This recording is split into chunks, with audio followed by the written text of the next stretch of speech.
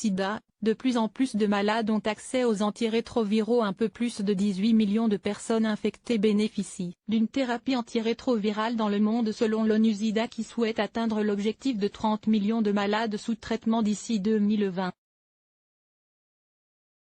Pour ce faire, elle préconise de trouver des solutions adaptées à chacun en fonction de chaque étape de la vie.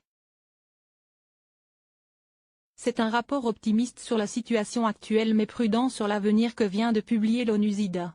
L'organisation annonce qu'en ce qui concerne la lutte contre le VIH, les pays sont sur le chemin du processus d'accélération avec 1 million de personnes supplémentaires ayant accès à une thérapie antirétrovirale en seulement 6 mois, janvier à juin 2016.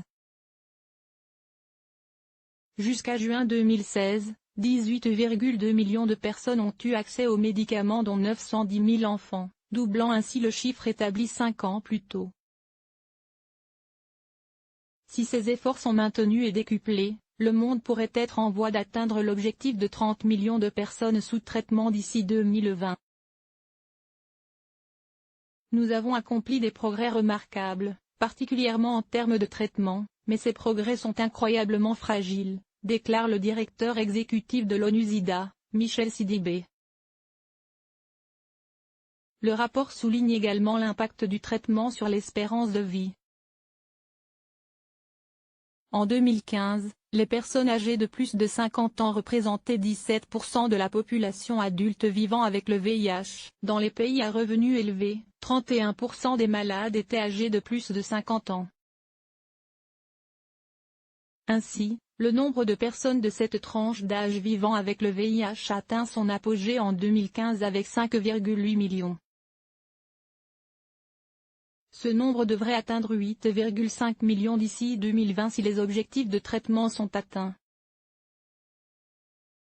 Trouver des solutions pour chacun à chaque étape de la vie mais l'organisme pointe surtout les difficultés relatives à chaque étape de la vie, enfance, adolescence, âge adulte. Et lance par conséquent un appel en faveur d'une approche fondée sur le cycle de vie afin de trouver des solutions adaptées à chacun. Si l'accès aux médicaments afin de prévenir la transmission du VIH de la mère à l'enfant a augmenté pour atteindre 77% en 2015.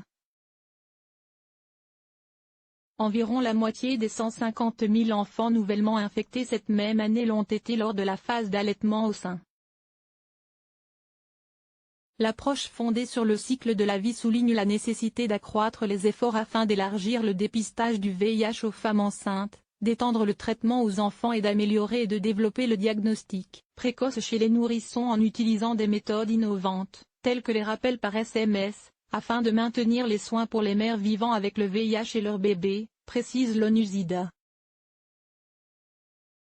Par ailleurs, des études menées dans 25 pays en 2015 ont montré que 40% des jeunes âgés de 15 à 19 ans ont été contaminés par la transmission de la mère à l'enfant. Or, les adolescents vivant avec le VIH ont le taux le plus élevé de faible observance et d'échec des traitements. Cette tranche d'âge est aussi la plus vulnérable aux nouvelles infections puisque le document indique que la période des 15 et 24 ans est incroyablement dangereuse pour les jeunes femmes.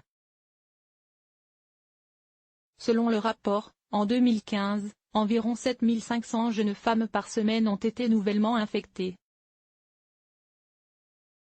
Pour l'ONU-SIDA, c'est donc tout un éventail de solutions qui est nécessaire afin de répondre aux besoins spécifiques des adolescents. Celui-ci comprend des efforts accrus en matière de prévention du VIH, de maintien des filles et des garçons dans le système scolaire, d'augmentation du dépistage, de la circoncision médicale masculine volontaire et de l'accès immédiat à la thérapie antirétrovirale. Et dans la vie future ? Le rapport souligne aussi l'importance vitale d'atteindre les populations clés, avec des programmes de prévention et de traitement répondant à leurs besoins spécifiques.